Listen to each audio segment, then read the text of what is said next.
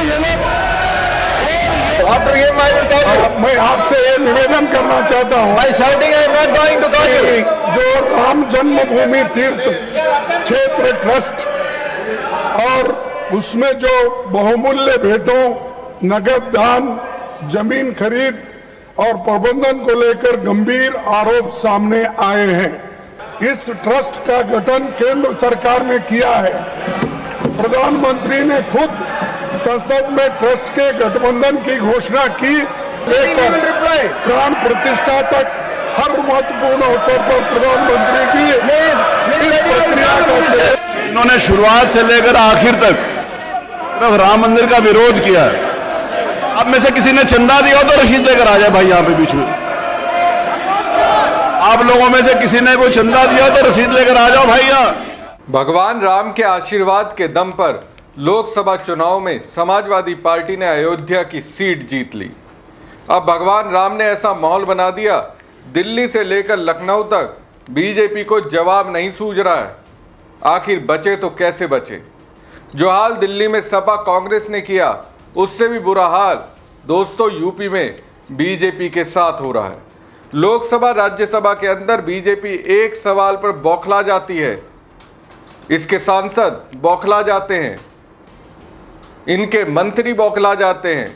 बौखलाहट इस तरह की है कि आउट ऑफ कंट्रोल हो जा रहे हैं। अब यही हाल बीजेपी का यूपी विधानसभा में हो रहा है, लेकिन एक बड़ा अंतर है।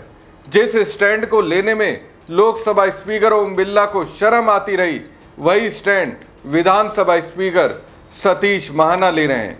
मतलब महाना ने मोदी को सामने से बता दिया, लोकसभा में बिरला की जगह मुझे बुलाइए, मैं तो विपक्ष की बोलती बंद कर दूंगा। दोस्तों, ऐसा मैं इसलिए कह रहा हूं, मुझे जहां तक लगता है सतीश महाना ने बिरला से भी ज्यादा हद पार कर दी। लगता है योगी के प्रेम में पूरे दीवाने हैं। नमस्कार दोस्तों, मैं हूं परवीन सानी। दोस्तों, राम मंदिर में चंदा चोरी की जैसी बात विपक्ष की ओर से की जाती है, वाजपेयी अजब गजब तरीके का व्यवहार करने लगते हैं।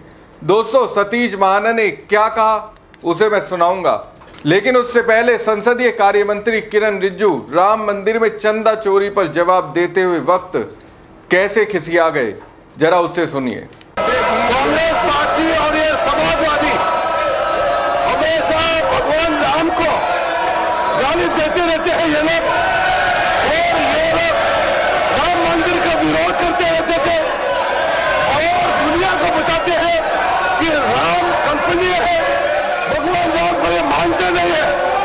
आज ये चंदा चोरी का नाटक करके गुमराह करने का कोशिश करता है। ये भगवान राम का विरोधी है। भगवान राम का विरोधी कांग्रेस और समाजवादी और कम्युनिस्ट पार्टी क्या बात करते हैं? दरियालू आंसू बहा करके देश को गुमराह नहीं कर सकते। ये लोग भगवान राम को मानते नहीं है, शर्म आना चाहिए। हर दिन भगवान राम को गाली देता है और यहाँ ये लोग भगवान राम को गाली देने वाले लोग आज ये विषय उठारे, माफी मांगना चाहिए। जब राम मंदिर निर्माण हो रहा था, ये लोग काला पट्टी पहन करके इसका विरोध कर रहे थे। ये लोग है भगवान राम के विरोधी है ये लोग, और आज गुमराह करते हैं। पहले देश से माफी मांगे, भगवान राम को जो गाली दिया उसके लिए आप लोग पहले देश से माफी मांगो, फिर बाकी बात करो। बताइए, राम मंदिर में चोरी पर इनको जवाब देना था, लेकिन क्या कह रहे हैं? जिसने भगवान राम का नाम नहीं लिया, जिसने दूरी बनाई, वो चंदा चोरी पर सवाल कर रहे हैं। ये भी अपने आप में गजब का तर्क है। ये कहाँ लिखा है कि भगवान राम पर आस्था दिखाने वाले ही चंदा चोरी पर सवाल कर सकते हैं? ये क्राइटेरिया कहाँ दिया है? संविधान में कहीं लिखा है क्या? फिर मनमोहन सिंह से कोयले के घोटाले का जवाब क्यों मांगते थे? क्या वो कोयला खरीदते थे? श्री राम जन्मभूमि ट्रस्ट के महासचिव रहे चंपर राय समेत कई लोगों पर भक्तों के चंदे की लूट खसोट का आरोप लगा, लेकिन चंपर राय के साथ कुछ वैसा हुआ जिसे सुनने के बाद ऐसा लगा कि वाकई में मोदी जी, जिन्होंने बिना मोहरत देखे राम मंदिर का शिलान्यास किया, वो राम भक्त हैं। उन्होंने तो चंपर राय के खिलाफ कोई एक्शन तक नहीं लिया। विपक्ष दोस्तों, राम मंदिर में चंदा चोरी पर सीधा सवाल कर रहा है इसमें किसी तरह की छूट देने के मूड में नहीं है।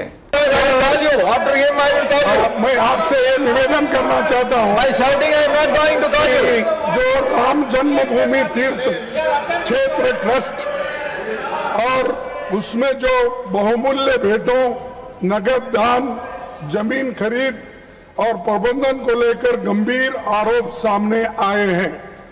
ये करोड़ों श्रद्धालुओं की आस्था की विषय है। इस ट्रस्ट का गठन केंद्र सरकार ने किया है। प्रधानमंत्री ने खुद संसद में ट्रस्ट के गठबंधन की घोषणा की और सरकार ने 70 एकड़ से अधिक भूमि ट्रस्ट को सौंपी और भूमि पूजन से लेकर प्राण प्रतिष्ठा तक हर महत्वपूर्ण अवसर पर प्रधानमंत्री जी इस प्रक्रिया का चेहरा बने तो आप जवाब देने से बचा नहीं जा सकते। प्रधानमंत्री जी सदन में बताइए, ED, CBI, income tax department और अन्य केंद्र खड़के साफ कह रहे हैं, राम जन्मभूमि तीर्थ क्षेत्र ट्रस्ट का गठन केंद्र सरकार ने किया, जिसकी घोषणा प्रधानमंत्री मोदी ने खुद सदन में की थी। 70 एकड़ जमीन ट्रस्ट को सौंपी गई। सीधा कहा जा रहा है, प्रधानमंत्री चढ़ावे की चोरी समेत अन्य गंभीर आरोपों पर जवाबदेही से बच नहीं सकते। विपक्ष सवाल कर रहा है, ईडी, सीबीआई, इनकम टैक्स समेत बाकी जांच एजेंसियां कहां हैं? इसका जवाब बीजेपी और उसकी सरकार को देना था, लेकिन जवाब देने के बदले क्या हो रहा है? पप्पू यादव जैसे सांसद जो सवाल उठा रहे हैं, जवाब मांग रहे हैं, उनके खिलाफ मुकदमा किया जा रहा है, उन पर जानलेवा हमला हो रहा है। दोस्तों, ये स्थिति तो दिल्ली में मौजूद संसद के अंदर की सरकार की है, लेकिन यूपी विधानसभा में सरकार यानी मुख्यमंत्री योगी आदित्यनाथ से पहले ही विधानसभा स्पीकर सतीश महाना ने मोर्चा संभाल लिया।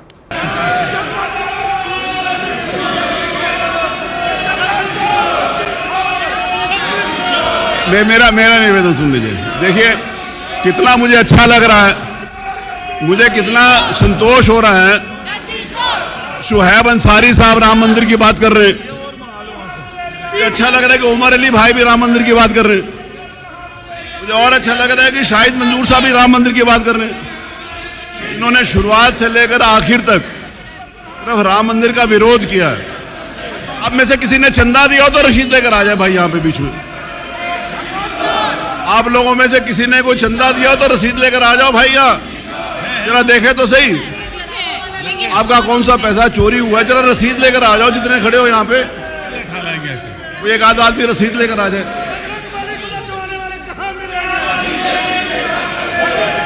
अनिल प्रधान, तुम तो पैदा भी नहीं हुए थे जब मंदिर बना था, तब पैदा भी नहीं हुए थे जब तब। देखिए धार्मिक आस्थाओं के ऊपर चोट पहुंचाकर किसी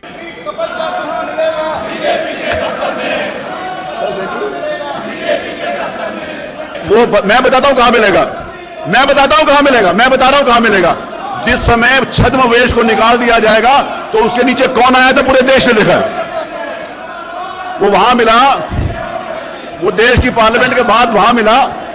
यहां पर जब कपड़े उतारे गए तो पता चला कि असली स्वरूप था वही था। जब मैंने कहा था मंदिर चलो तब तो वही चला नहीं था मेरे साथ। आप लोगों में से कोई चलता ना, जब मैंने सबको कहा था सारे माननीय विधायक चले मंदिर, तब तो आप लोगों में से कोई चला नहीं था। आज मंदिर की चिंता हो रही है। दोस्तों, आपने सुना, सपा विधायक नारेबाजी करते हुए कह रहे हैं चंदा चोर गद्दी छोड़। और ऐसी स्थिति में विधानसभा स्पीकर सतीश महाना क्या कर रहे हैं? आग बबूला हो गए। आप लोगों में से किसी ने चंदा दिया हो तो रसीद लेकर आओ, जरा देखे तो सही आपका कौन सा पैसा चोरी हुआ है। संवैधानिक पीठ पर सतीश महाना बैठे हैं, लेकिन क्या कर रहे हैं? सीएम योगी के प्रवक्ता बन गए हैं। कहीं से आपको लगता है कि यह सही है? जिस दिन स्पीकर की कुर्सी पर महाना बैठ गए, उसी दिन से जब तक वो स्पीकर की कुर्सी पर रहेंगे तब तक उन्हें न्यूट्रल होना चाहिए था। लेकिन वो किस रास्ते पर चल रहे हैं? लोकसभा स्पीकर ओम बिरला के रास्ते पर, या कहिए उनसे 2 कदम आगे। यही नहीं दोस्तों, जब विधायक ये कहते दिखे बजरंग बली को नचाने वाले कहाँ मिलेंगे? बीजेपी के दफ्तर में। तो महाना कहते हैं, अनिल प्रधान तुम तो पैदा भी नहीं हुए थे जब मंदिर बना था। स्पीकर नहीं लग रहे हैं महाना, पूरी तरह से सरकार के प्रवक्ता दिख रहे हैं। सपा विधायक कहते हैं नीट का पेपर कहाँ मिलेगा? बीजेपी के दफ्तर में। स्पीकर सतीश महाना कहते हैं मैं बताता हूं कहां मिलेगा। जिस समय छद्मवेशियों को निकाल दिया जाएगा तो जो देश की संसद के बाहर मिला वो वही मिलेगा। सतीश महाना दोस्तों यूपी विधानसभा के स्पीकर है। स्पीकर होने के बावजूद आज सदन में भाजपा की तरफ से पूरी तरह से मोर्चा संभालते दिखे। तो दोस्तों बात सिर्फ विपक्ष के आरोपों तक रहती तब शायद बीजेपी कह देती कि ये राजनीति है, लेकिन अब कहानी थोड़ी अलग होती दिख रही है। जिस शख्स ने ट्रस्ट के अंदर बैठकर हिसाब किताब संभाला वही अब एसआईटी के सामने कागजों के साथ सवालों का पुलिंदा खोल रहा है। राम जन्मभूमि ट्रस्ट के पूर्व लेखा प्रभारी महिपाल सिंह कह रहे हैं कि मंदिर की लागत 800 करोड़ से बढ़कर 2200 करोड़ रुपए कैसे पहुंच गई। अगर नक्शा वही था, डिजाइन वही था और योजना भी वही थी तो फिर खर्च 3 गुना किस बात का हो गया। वो ये भी कह रहे हैं कि चढ़ावे की गड्डियां गिनती से ज्यादा भाल जाती थी। 150 किलो चांदी का झूला 85 किलो में कैसे सिमट गया। विवादित जमीनों की खरीद से ट्रस्ट को करोड़ों का नुकसान कैसे हुआ। और अगर ये सब गलत है तो फिर एसआईटी ने सबूत क्यों मांगे, और अगर सबूत मिल गए तो जांच आखिर किस दिशा में जाएगी। याद रखिए ये सारे आरोप हैं जिनकी सच्चाई जांच के बाद ही सामने आएगी। लेकिन ये बात तो सत्य है, राम मंदिर के निर्माण में सबने अपने अपने तरीके से लूट खसोट की। विपक्ष ये आरोप लगाएगा तो फिर मंत्री से लेकर नेता सबको मिर्च लगेगी ही। और अब तो सतीश महाना 2 कदम आगे बढ़ गए, प्रवक्ता की भूमिका में आ गए, संवैधानिक पद पर बैठे हैं। दोस्तों महिपाल सिंह का आरोप है कि रमाशंकर यादव टिन्नू यादव को तत्कालीन महासचिव चंपर राय की ओर से अहम जिम्मेदारियां दी गई थी। वो राम मंदिर परिसर में एक तरह से स्वयंभू प्रभारी की भूमिका में काम कर रहे थे। यहाँ तक कि चंदा चोरी कैसे होती थी इसे भी महिपाल ने लिखित रूप में बताया। ये भी बताया कि इसकी शिकायत भी चंपर राय से की गई, लेकिन इसे रोकने के लिए कुछ नहीं किया गया। उन्होंने कहा कि बैंक कर्मचारियों की मिलीभगत से निर्धारित 10 गड्डियों के स्थान पर कभी 11, 12 और 13 गड्डियां परिसर से बाहर भेजी जाती थी। महिपाल सिंह का दावा है कि उन्होंने इस संबंध में कई बार चंपर राय को शिकायत दी, लेकिन कोई प्रभावी कार्रवाई नहीं हुई। दोस्तों चंदा चोरी को लेकर सपा प्रमुख अखिलेश यादव ने सबसे पहले 7 जून को आरोप लगाए थे। अखिलेश के आरोपों के बाद तत्काल बाद 9 जून को महिपाल सिंह ने सोशल मीडिया पर राम मंदिर प्रबंधन से जुड़े कई आरोप सार्वजनिक किए थे। इसके बाद 26 जुलाई को एसआईटी प्रमुख विजय विश्वास पंत की ओर से उन्हें ईमेल भेजकर आरोपों के समर्थन में सबूत और विस्तृत लिखित शिकायत उपलब्ध कराने को कहा गया है। ईमेल में 27 जुलाई शाम 5 बजे तक शिकायत भेजने का समय दिया गया था और आवश्यकता पड़ने पर वीडियो कॉन्फ्रेंसिंग के माध्यम से उनका बयान दर्ज करने की बात भी कही गई थी।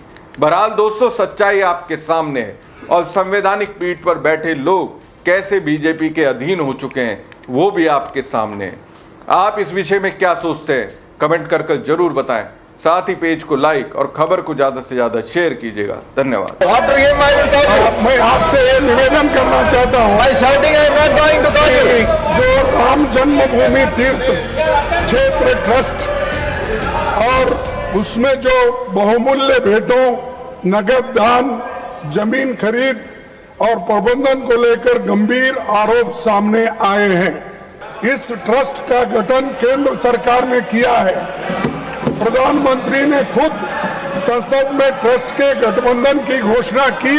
प्राण प्रतिष्ठा तक हर महत्वपूर्ण अवसर पर प्रधानमंत्री जी इस प्रक्रिया का